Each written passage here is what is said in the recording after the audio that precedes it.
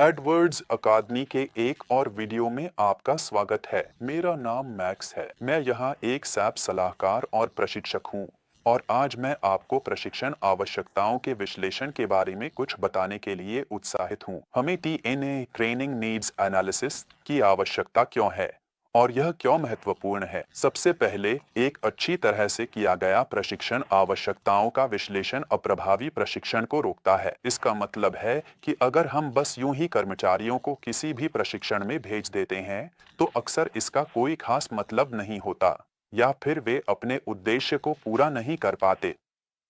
अगला बिंदु जो बहुत ही महत्वपूर्ण है, यह है कि यह लागत और समय दोनों की बचत करता है। ऐसा क्यों है? अगर आप प्रशिक्षण आवश्यकताओं का विश्लेषण अच्छी तरह से योजना बनाकर करते हैं, तो इसका मतलब है कि सामग्री बिल्कुल स्पष्ट रूप से परिभाषित होती है। तो मेरे कर्मचारियों को वास्तव में क्या सीखना चाहिए? अगर आप ऐसी सामग्री विकसित करते हैं जो अनावश्यक है, तो आप समय और पैसे दोनों की बर्बादी करते हैं। दूसरी ओर, अगर मैं कर्मचारियों को वही सिखाता हूं जो उन्हें सीखना या अपने काम में करना चाहिए, तो यह समय और पैसे की बचत करता है, क्योंकि आईटी रोलआउट के बाद ऑनबोर्डिंग का समय पहले ही बेहतरीन तरीके से पूरा हो चुका होता है। अगला बिंदु यह है कि इससे उत्पादकता और उसी के अनुसार संतुष्टि भी बढ़ती है। व्यक्तिगत अनुभव से कह सकता हूँ, कर्मचारियों के लिए इससे बुरा कुछ नहीं होता जब कोई नई आईटी प्रणाली लागू की जाती है और कर्मचारियों को प्रशिक्षण नहीं दिया जाता। उनमें से कई डरते हैं और कहते हैं, मुझे तो यह भी नहीं पता कि क्या मैं अब भी इसे संभाल पाऊंगा। और इसलिए अगर आप लोगों को बेहतरीन तरीके से प्रशिक्षित करते हैं और पहले से ही एक टीएनए इतनी अच्छी तरह से करते हैं कि ये कर्मचारी पूरी तरह सक्षम हो जाए, तो यह संतुष्टि को बहुत बढ़ा देता है, क्योंकि यह कर्मचारियों का डर दूर कर देता है। एक और महत्वपूर्ण बिंदु है स्थिति यानी उत्पादकता। उत्पादकता क्यों? अगर कर्मचारी नए आईटी सिस्टम के लिए बेहतरीन तरीके से तैयार हैं, तो वे गो लाइव के समय खुद को सहज महसूस करते हैं। वे सिस्टम को बहुत तेजी से नेविगेट करते हैं और इसलिए कार्यों के लिए उतना समय नहीं लगता, या वे उन्हें पुराने सॉफ्टवेयर के साथ गो लाइव से पहले की तुलना में और भी तेजी से पूरा कर लेते हैं। अब मैं एक व्यावहारिक उदाहरण साझा करना चाहूँगा कि जब टीएनए नहीं किया जाता तो क्या होता है। मैं एक बार एक बड़े क्लाइंट के पास था और वहाँ कोई टीएनए नहीं किया गया था। मैंने वहाँ सामान प्राप्ति के विषय पर क्लासिक सैप प्रशिक्षण सत्र लिए, जब तक कि मैं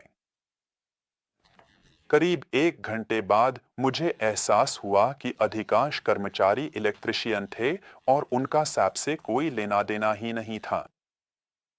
पूरा प्रशिक्षण, या यूं कहें कि पूरा दिन, साथियों के लिए बर्बाद हो गया। कंपनी ने समय और पैसे की बर्बादी की, बिजली विभाग में काम करने वाले साथियों को असमंजस में डाल दिया, क्योंकि उनका इससे कोई लेना देना नहीं था और उन्हें लगा कि उन्हें यह करना पड़ेगा। यह एक बेहतरीन उदाहरण है कि टीएनए के साथ यह कैसे काम करता है।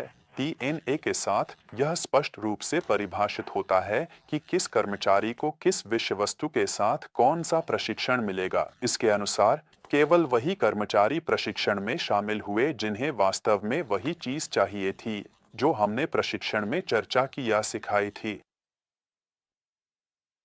ये कर्मचारी अपने कार्यस्थल पर लौटे और उन्हें विश्वास था कि जब गो लाइव होगा, तो वे कंपनी द्वारा अपेक्षित सभी कार्यों को कर पाएंगे।